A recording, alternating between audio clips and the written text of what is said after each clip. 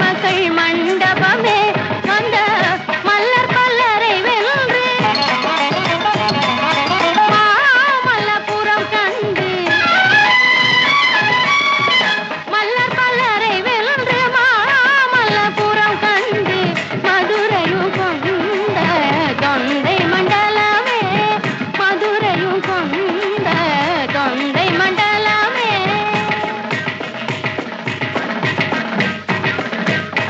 ஒடியுமிடை ஒடியுமென நடைபயிலும் மாதர்